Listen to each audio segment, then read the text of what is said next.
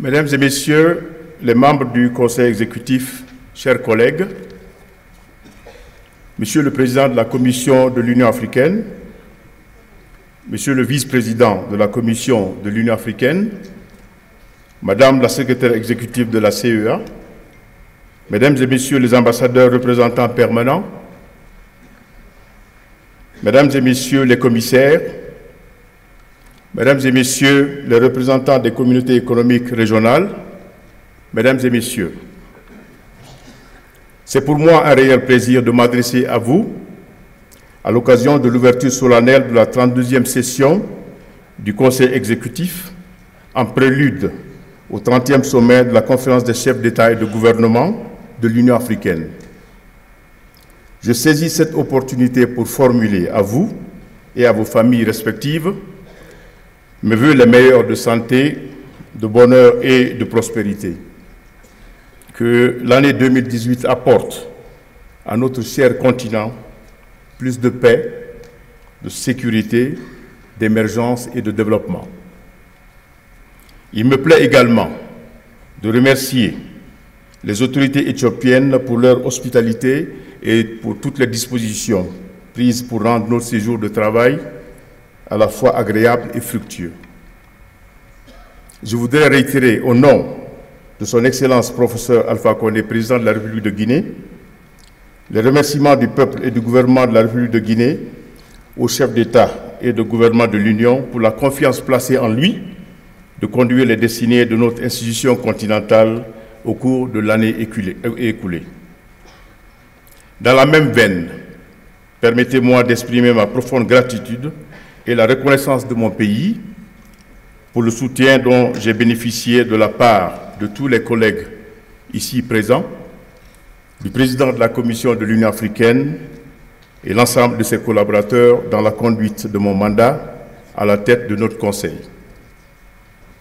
Je voudrais également souhaiter la bienvenue parmi nous aux nouveaux collègues ministres des Affaires étrangères. Au nom du Conseil exécutif et à mon nom personnel, je leur adresse mes chaleureuses félicitations et mes vœux de plein succès dans l'accomplissement de leurs nouvelles fonctions. Excellences, Mesdames et Messieurs, chers collègues, au cours de l'année écoulée, le Conseil exécutif, les organes de l'Union africaine et les communautés économiques régionales se sont penchés sur nombre de défis auxquels notre continent est confronté, notamment la persistance de crises et de conflits, le terrorisme et l'extrémisme violent, les migrations, le changement climatique, la mise en œuvre de l'agenda 2063 et son premier plan décennal, la réforme institutionnelle de notre organisation ou encore la place de l'Afrique sur la scène internationale. Sur l'ensemble des questions évoquées, des pistes de réflexion ont été explorées dans le cadre établi pour permettre, dans une dynamique collective, d'y apporter les réponses appropriées. Il vous souviendra que le renouvellement du leadership de la Commission de l'Union africaine a eu lieu sous la présidence guinéenne de notre Union. En effet, après une transition de 6 mois, cette élection était un grand défi pour l'Afrique que notre organisation a su relever pour redonner confiance à nos populations. Aussi, le retour du Royaume du Maroc au sein de sa famille africaine a montré aux yeux du monde que nos divergences ne sont pas de nature à entamer notre unité, au contraire, elles la renforcent. Excellences, Mesdames et Messieurs, chers collègues, la 28e conférence de l'Union africaine a retenu le thème « Tirer pleinement profit du dividende démographique en investissant dans la jeunesse ». Ce thème est d'une grande importance pour nos États car 65% de la population africaine est constituée de jeunes de moins de 35 ans. Je voudrais ici saluer le leadership de nos dirigeants dont les efforts déployés tant au plan national, régional qu'international ont permis une meilleure prise en compte des préoccupations de la jeunesse dans l'agenda de l'Afrique. En rapport avec le Fonds des Nations Unies pour la population, l'Union africaine s'est dotée pour la première fois d'une feuille de route, assortie d'une matrice d'activités à réaliser dans le cadre de la mise en œuvre du thème de l'année 2017. L'Afrique est aujourd'hui le continent de l'avenir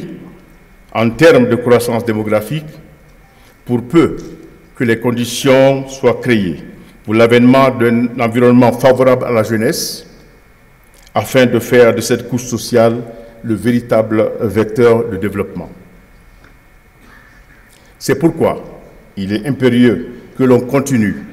d'œuvrer à la mise en œuvre de cette feuille de route au-delà de 2017. Dans cette perspective, je voudrais proposer que le Conseil mette en place un comité ad hoc pour appuyer et évaluer la mise en œuvre de cette feuille de route par les États membres en rapport avec la Commission de l'Union africaine. À l'image de plusieurs autres pays, la Guinée s'est inscrite dans cette dynamique à travers la mise en place d'une structure au plan national composée d'acteurs gouvernementaux, de la société civile et de partenaires au développement chargés d'œuvrer à la mise en œuvre effective de la feuille de route. Nous encourageons la Commission à renforcer l'appui qu'elle apporte à ces efforts. Mesdames et Messieurs, il n'est plus à démontrer la nécessité d'opérer une réforme institutionnelle de notre organisation et de trouver une solution durable aux problèmes de gestion et de financement des programmes et projets intégrateurs de portée continentale. Nos chefs d'État et de gouvernement ont montré la voie à suivre, non seulement en adhérant unanimement aux principes de la réforme, mais également à travers des initiatives innovantes qui permettront à l'Afrique de prendre son destin en main et de parler d'une seule voix dans la gestion de tous les dossiers de préoccupation majeure pour notre continent.